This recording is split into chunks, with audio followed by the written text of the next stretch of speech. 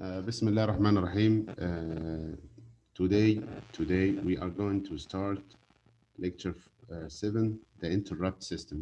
We are going to talk about the interrupt system. We will get into the detail of interrupt system and the corresponding interrupt vector and interrupt modules and the other parts that we are going to cover in lecture 7 is all related to interrupt system. The interrupts, we will talk about interrupts in detail, and we will have an introduction to the interrupts, how they work, the procedure of the CPU, how it is jumps from the interrupt, from the main process to the interrupt service routine, and how to return back from the interrupt service routine to the main thread. And then we will talk about the interrupt vectors. The interrupted vectors is a list of vectors that contain the pointer to the interrupt modules. I will talk about this in detail. And last thing we'll cover, maybe in next lecture, inshallah, we'll cover hardware interrupts. So here we will start with interrupt vectors. We'll explain the interrupt vectors and how they manage the interrupt modules. Uh, so what is interrupt? As we have seen before, we have the procedure of using or interpreting the commands line by line. The commands is the commands are executed in any program or any instruction set is executed instruction by instruction. The first instruction is finished, then the next instruction, and so on. Uh, but the computer is dealing with the outer world or the physical world. How the computer is going to deal with the physical world, it should have some kind of interface to the outer world. That's why we have communication between the computer and the outer world. But the problem is the computer will be very busy checking the interrupt routine every time it want to execute that interrupt. I will explain an analogy. I told you about it before. Suppose we have two systems for the nurse in a hospital. Suppose we have two systems. The first system is what? Is the nurse is checking the patients room by room. So it goes to the first room, moving to the second room, moving to the third room, and so on, and round robin like that. This is the first system. The other system is just the make a ring or something or some kind of alert, and the nurse is busy doing different stuff other than serving the patients. Whenever a patient wants to have something, he or she will push a button beside the bed. So an alert will come to the nurse, and the nurse will hear the alert and then go to the place or go to the patient and start serving him or her. The first one is without interrupt, just executing in a round robin fashion. The second one is using the interrupt. The interrupt is very simple and it optimizes the CPU time. That's why we have interrupt. It optimizes the CPU time. The technique of interrupt or the procedures of interrupt saves the CPU time. So while we execute the main thread, we have, sorry, I think I have to record. Yes, I'm recording. That's good. While executing the main thread, the CPU saves current registers and jumps to the interrupt handler. Interrupt handler is just software, you can say software or module that execute the instructions needed for that specific interrupt, handle it, and revert back to the CPU's main thread again. The interrupt handler performs whatever the action is necessary. يعني, I mean, whatever. For example, if we have a mouse, so the interrupt handler performs the actions needed by a mouse. If it is the interrupt handler for a keyboard, so it executes the module needed for keyboard. If it is a printer, and so on. If it is a sensor, uh, etc. Okay, so this is the interrupt handler. It's just a software that is combined to specific input-output interface device. And here is the interrupt vector. If you see the main memory here, we have 1K bytes of interrupt vector, 1K. This 1K includes pointers. If you studied pointers in C++, it's like pointers. So a list of pointers. The interrupt number one is the bottom, is at the bottom, from bottom to top. As you know, numbering from in the main memory start from 0 to this number, okay, in hexadecimal. So start from 0 from here. So this is the first interrupt, and this interrupt is located at 0x, or you can say 0x means hexadecimal A146. So we go to A146 here, then we know that this is the software, the collection of instructions for executing the first interrupt. So whenever the CPU wants to execute that specific interrupt, it goes to this location and load the instructions to the processor and start executing using the fetch execute cycle. So each interrupt is assigned a number. So the first interrupt is assigned a number. For example, this is the first interrupt, this is the second, the third, and so on. This is the number of the interrupt. So interrupt number one is this one, interrupt number two is this one, and so on. Many, many, many. This is just an example.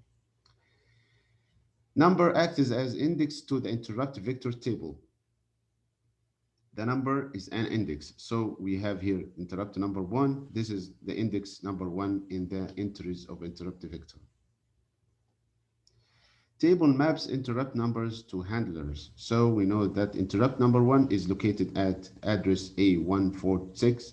Interrupt number two module is located at 0000X. Okay, but I think this should be changed. Okay, and yeah, it should be changed. This is not correct.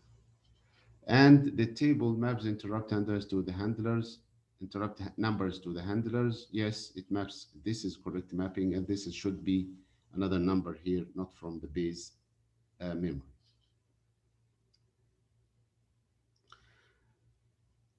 So the state of the CPU must be saved before the switch. We have to switch from the main thread to the interrupt module thread and restore after handler completes.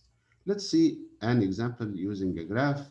So for example, here, the user program, this is the user program, which we can say, this is the instructions of the main thread.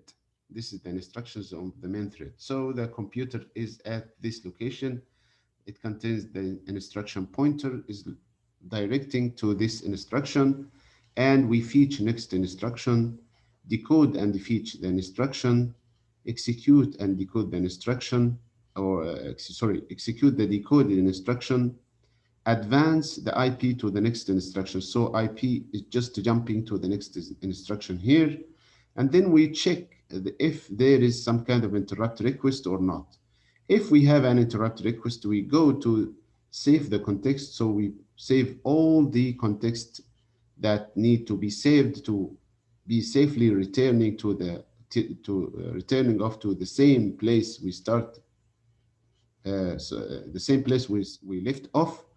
Then we should have saved the context when we jump from the main thread to the interrupt routine. And then get the interrupt ID, look up the interrupt service routine. By the way, the interrupt service routine is the handler. This is the same name. And look up the interrupt service routine, execute the interrupt service routine. After finishing the interrupt service routine, we execute an instruction. This instruction, we call it IRET. So it's abbreviation of interrupt return. So we return from the interrupt to the main thread, and the main thread re-execute again, fetch the next instruction, decode, execute, and advance the IP, and so on. This is the way the interrupts are working. And this is the way how the interrupt or the CPU is jumping from the main thread to the interrupt service routine and start executing the interrupt service routine. And when the interrupt service routine should have the last instruction I read, this means we can return back from the interrupt service routine to the main thread. About the interrupt types in this lecture, we have different types of interrupts actually, but here we will deal with what? We will deal with the real mode to write input output application, for example, under DOS operating system. So this is what we are going to deal with in these lectures. We will deal in real mode as we studied before, that we have just one thread that control the computer, and we use this thread to just make an interrupt and jump to the interrupt service routine, returning back to the main thread again. Just in DOS operating system, there is no Windows, no kernel, no other stuff that may be uh, some obstacles for you if you want to program in real mode in DOS. This is going to be easy for you as a fresh programmer, just to make a fresh program. No, I don't, it doesn't mean that you are fresh programmer. No, I mean the program is fresh program, means there is no modules. It's you are starting it from scratch. In 32-bit protected mode operating system, you can also program the interrupt service routines, no problem. For example, Windows NT interrupt handling can be performed only by highly privileged code. So you should have use a highly privileged code, which is used by operating system or kernel mode device drivers. So you have to jump into the instructions and jump into the kernel, know the highly privileged code, and start using them to make your own interrupt service routine. So we will focus on the first one, which is the real mode, and most of the concepts can be also used on the kernel mode in the Windows NT and 32-bit protected mode operating system. So you can use the same concept. You can use the same concept even to program for higher level operating systems.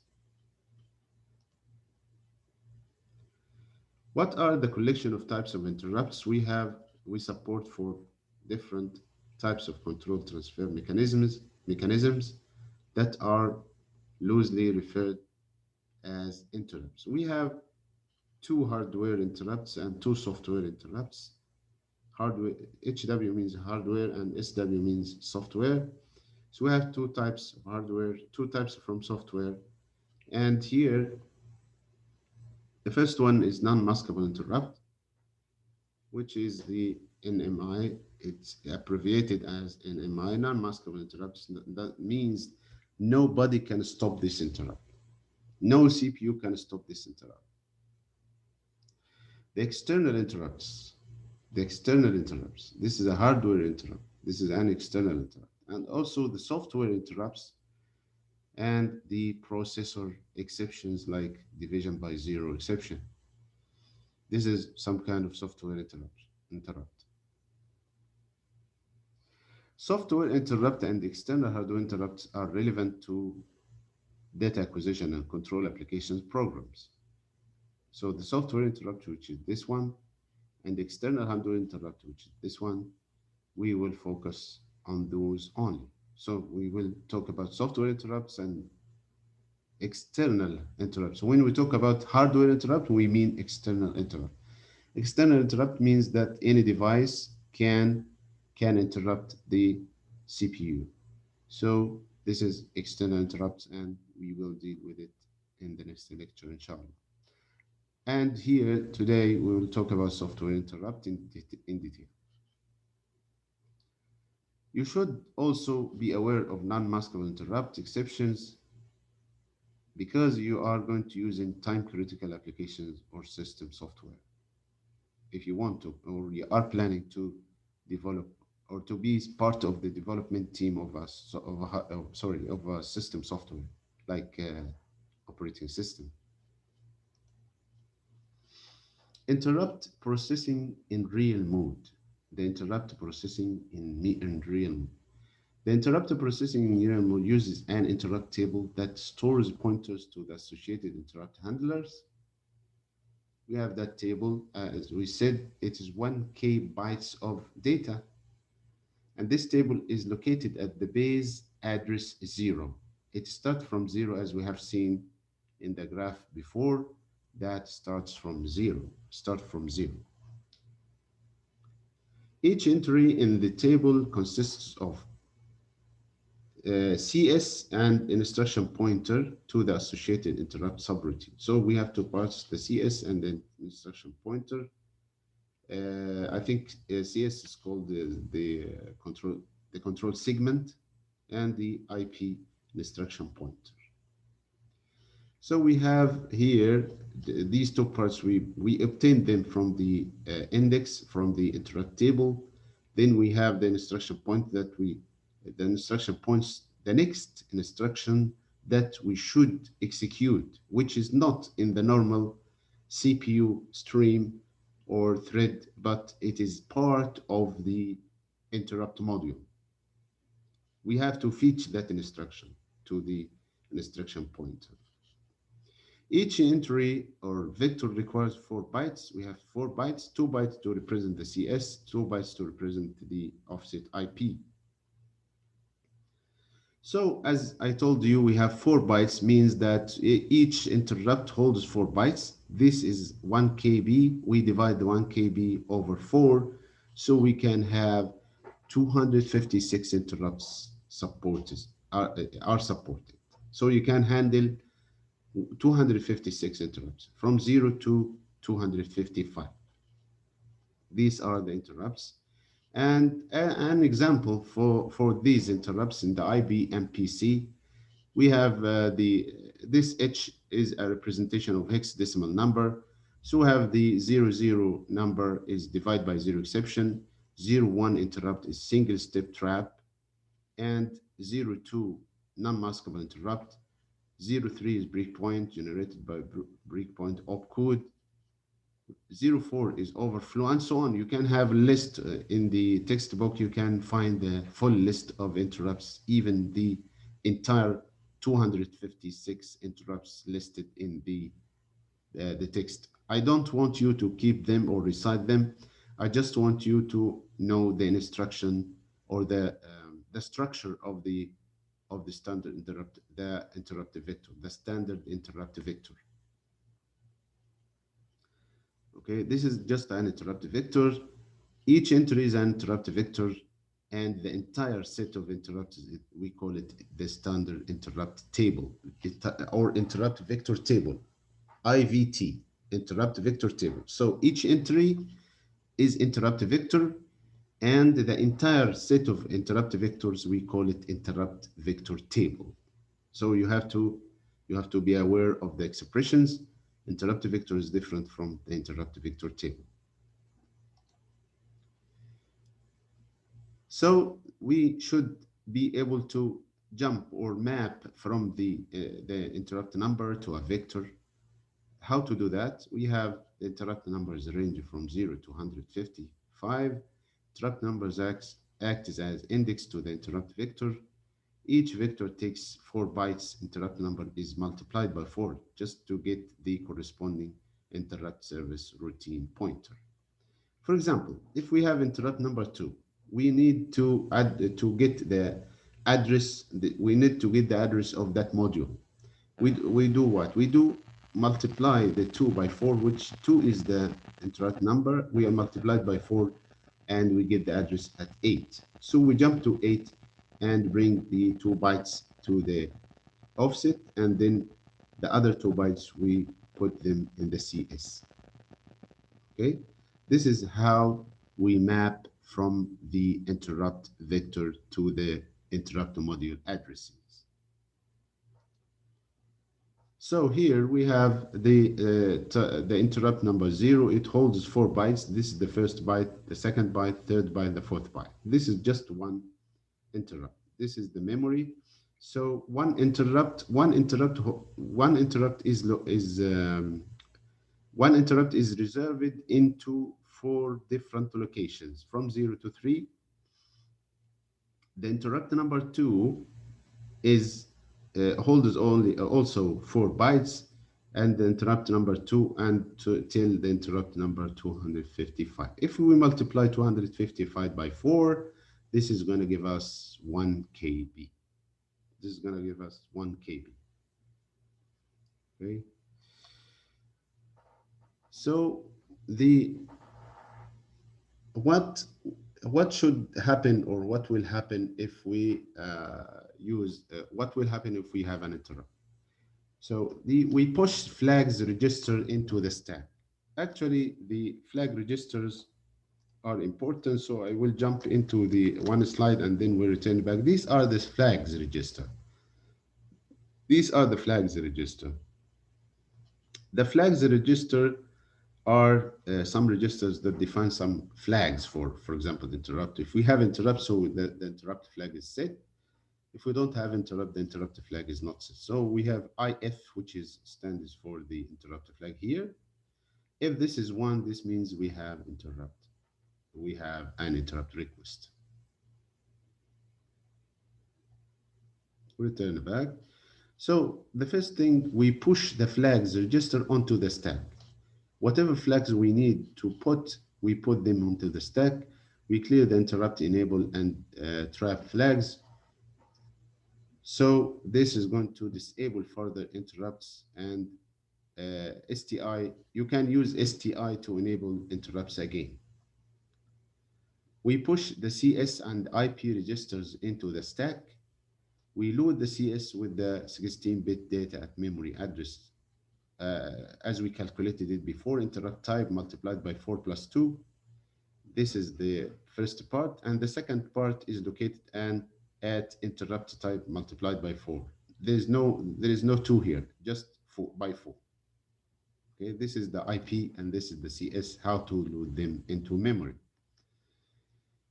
And this is how we return back from the interrupt. In this procedure, the last instruction in the interrupt service routine should be IRET. IRET is an abbreviation of the instruction or the interrupt return.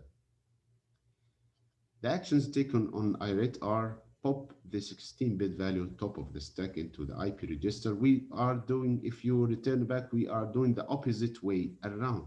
We are doing it the opposite way around because there is a stack. A stack means the last in, first out. Last in, first out, like a pile of dishes. If you have a pile of dishes, so if you put the last dish, you will get it the first one. So here we do the opposite way around. We return back from the interrupt, and then we put the last thing here, we put the IP here, the last step. Here, this is going to be the first step because this is just the nature of the stack. We pop the IP, we pop the CS, and then we pop all the flags, the flags, the flag registers. We pop all the flag registers and we put them into their corresponding register again. So we make sure that here we make sure that there is nothing in the stack. The stack should be empty. You have to make sure of this. As a programmer, you have to make sure of this after finishing each instruction or interrupt service routine. After finishing each interrupt service routine, you have to make sure that the stack is empty. Okay. And there is just a program here represent the interrupt service routine, just if in case if you want to know the structure of the program or the interrupt service routine, how it is written. Here we should save the registers used in the ISR. We use the STI if in case we want to enable further interrupts. This is the ISR body, and we at the last we restore the saved registers using the IRET that return back that return to the interrupted program in the main thread of the CPU. This is just the structure of the interrupt service routine. Start with STI. The STI saves the registers into the registers needed to return back to the CPU normally. Then this is the ISR body. This is the last thing, the IRET, which is returning from the interrupt. And that's all for today. If you have any questions, I have finished the lecture. If you have any questions. No, Doctor, it's clear.